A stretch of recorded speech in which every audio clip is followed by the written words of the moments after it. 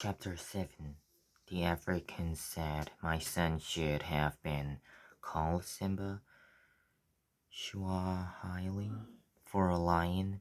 This is why just before he was born, I was camping with Hugo in Najora on Corio. Character The crater is the inside of the giant volcano that blew its top of millions of years ago. Now it is 100 square miles of grassland and trees, a lake, and some little rivers.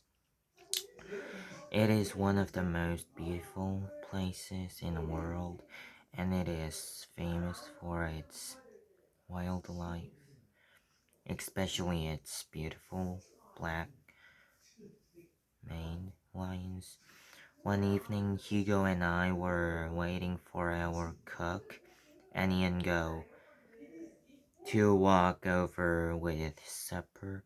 Suddenly, the quiet African night was filled with shooting, then with banging and clattering sounds as though someone was throwing pots and pans after a few moments of silence.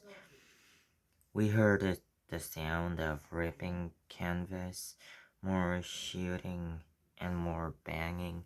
Hugo put his head out to see what on earth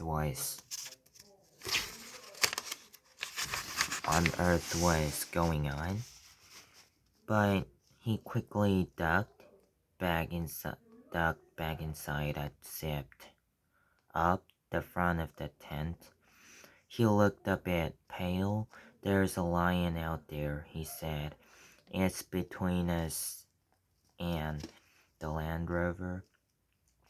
In the bush, you always park your car close to your tent so that you can leap into it if there is an emergency.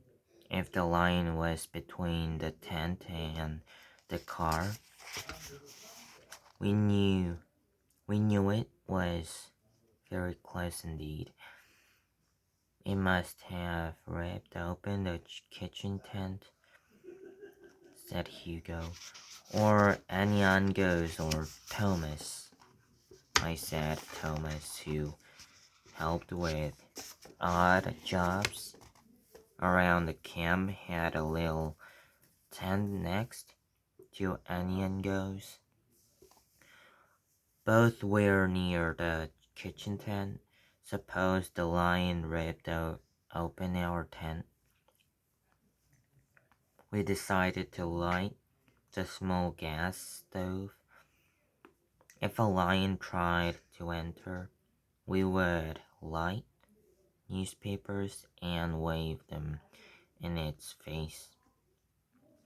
A few moments later, we heard reacting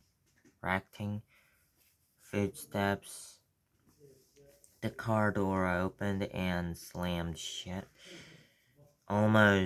Almost at once there were more running footsteps, and again the car door opened and slammed shut. Obviously, Anyango and Thomas had reached safety. Hugo cautiously zipped open the tent. There was no sign of a lion. Hugo scrambled into the car.